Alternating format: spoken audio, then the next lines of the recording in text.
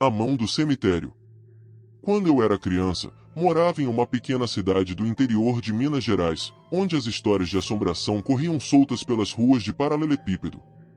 Aquele período de férias escolares parecia promissor, com todos os meus primos reunidos e uma liberdade que só as crianças conhecem. Nossos pais nos deixavam brincar à vontade, contanto que não os incomodássemos. Éramos um grupo inseparável, formado por crianças da mesma faixa etária, exceto por meus dois irmãos mais velhos. Eles sempre inventavam as brincadeiras mais interessantes e escolhiam, com sabedoria de quem já viveu um pouco mais, quais seriam as nossas aventuras do dia.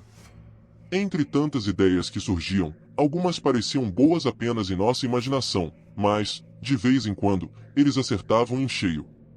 Foi meu irmão mais velho, o Carlos, que teve a ideia que marcaria nossas vidas para sempre. Vamos ao cemitério! A sugestão, por mais macabra que parecesse, soou como um desafio irresistível. Assim, munidos de uma coragem fingida, partimos todos para o cemitério da cidade.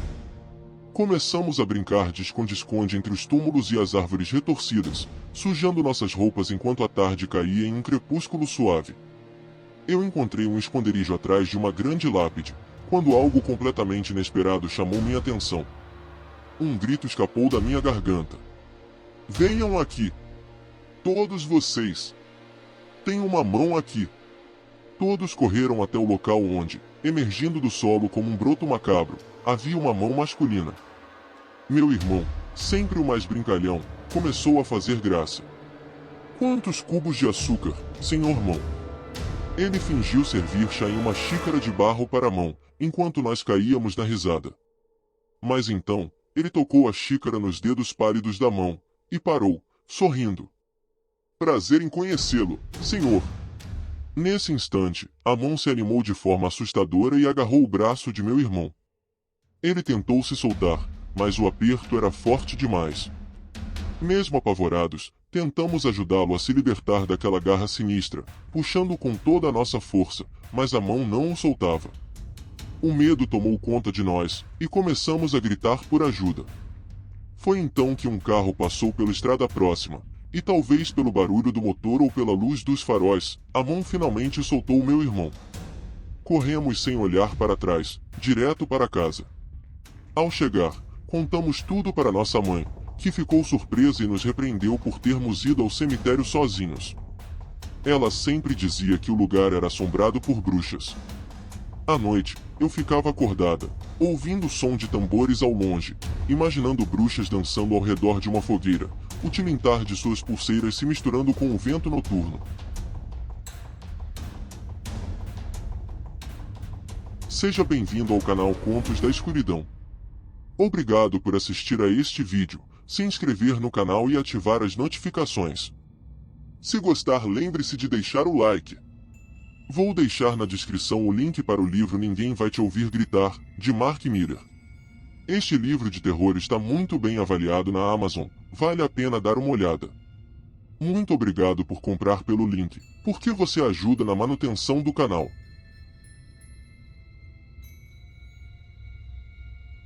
Cinco anos haviam se passado desde o incidente macabro no cemitério da nossa pequena cidade em Minas Gerais.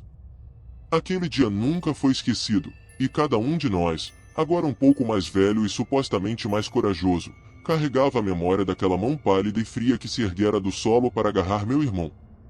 Era uma noite de sexta-feira, quente e abafada, típica do verão brasileiro, quando Carlos, sempre o mais aventureiro, sugeriu que revisitássemos o cemitério.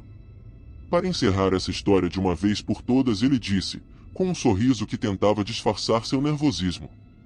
Eu hesitei, lembrando da promessa silenciosa que fizera a mim mesmo de nunca mais pisar naquele lugar. Mas a curiosidade e o antigo pacto de coragem entre nós prevaleceram. Chegamos ao cemitério com lanternas em mãos, o silêncio da noite apenas quebrado pelo cricrilar dos grilos e pelo som distante de uma coruja. O lugar parecia mais sombrio e abandonado do que nunca, com as lápides inclinadas e cobertas de musgo, como se curvassem sob o peso de segredos antigos. Sem dizer uma palavra, fomos direto ao local do nosso antigo terror. A terra ao redor da lápide, de onde a mão havia surgido, estava agora inexplicavelmente revirada, como se algo tivesse tentado sair ou entrar. De repente, um vento frio soprou, apagando nossas lanternas. No escuro, ouvimos o som de algo se arrastando pelo chão de pedra. Minha respiração parou. "Está ouvindo isso?" sussurrei. Antes que alguém pudesse responder, uma voz ecoou entre as sepulturas, uma voz que não parecia humana, carregada de um rancor etéreo. "Vocês não deveriam ter voltado." Nossas lanternas piscaram de volta à vida, e diante de nós, vimos não apenas uma, mas várias mãos pálidas emergindo do solo, como se o cemitério inteiro decidisse despertar naquela noite. O chão sob nossos pés começou a tremer, e sepulturas inteiras pareciam se erguer, revelando os contornos de figuras encapuzadas. Corremos sem pensar, o pânico nos guiando por entre as lápides. Ouvíamos risadas grotescas e sussurros em uma língua que não era deste mundo.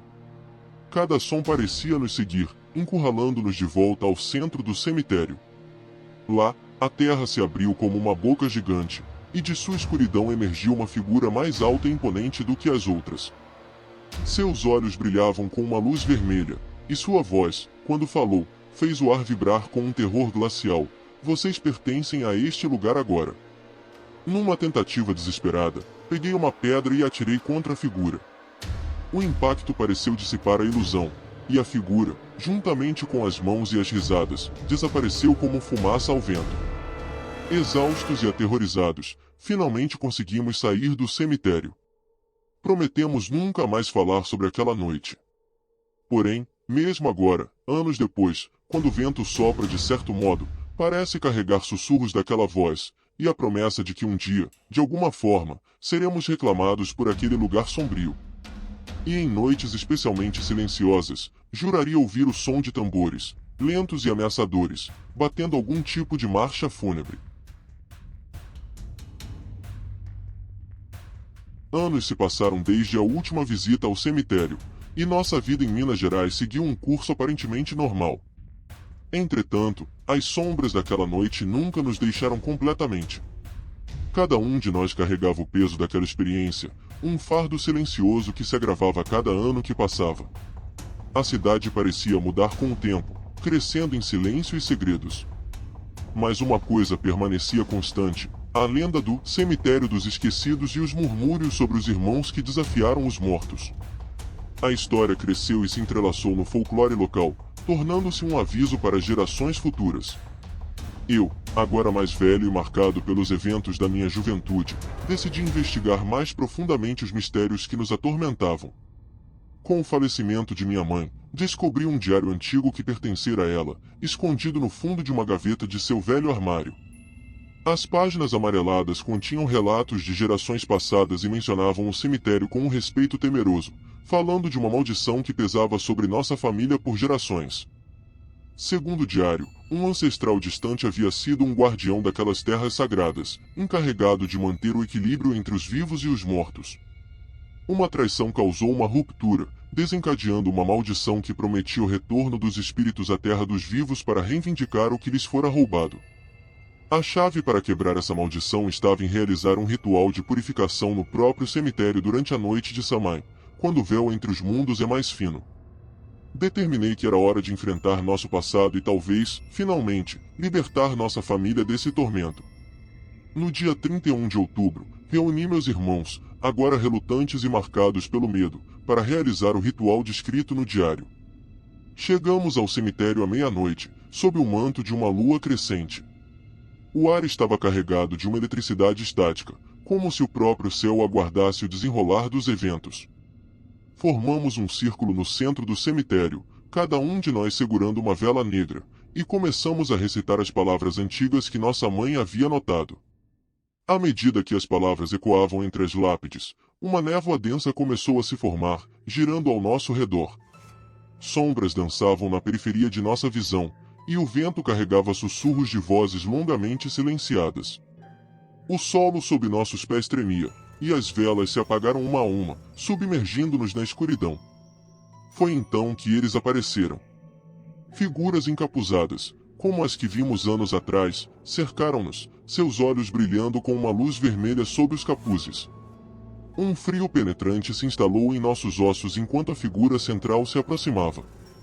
Ela levantou uma mão, e eu senti um toque gélido em meu peito. O círculo se fecha esta noite, ela disse, sua voz um sussurro que parecia vir de outra época. A dívida de sangue será paga. Com essas palavras, uma dor aguda atravessou meu coração, e as sombras avançaram. Uma por uma, minhas memórias daquelas noites se misturavam com gritos e sussurros antigos, enquanto as figuras nos envolviam, puxando-nos para o solo. Quando amanheceu, o cemitério estava silencioso novamente. As velas queimadas formavam um círculo perfeito na terra, mas de nós, não havia sinal, apenas a memória do que ocorreu, agora parte da terra e do vento.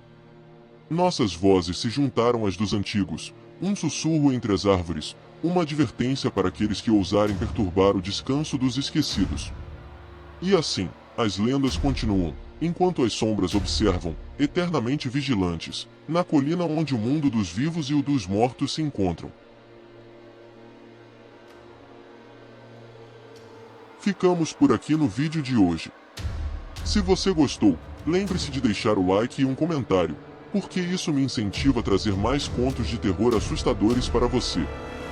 Continue comigo em mais histórias assustadoras.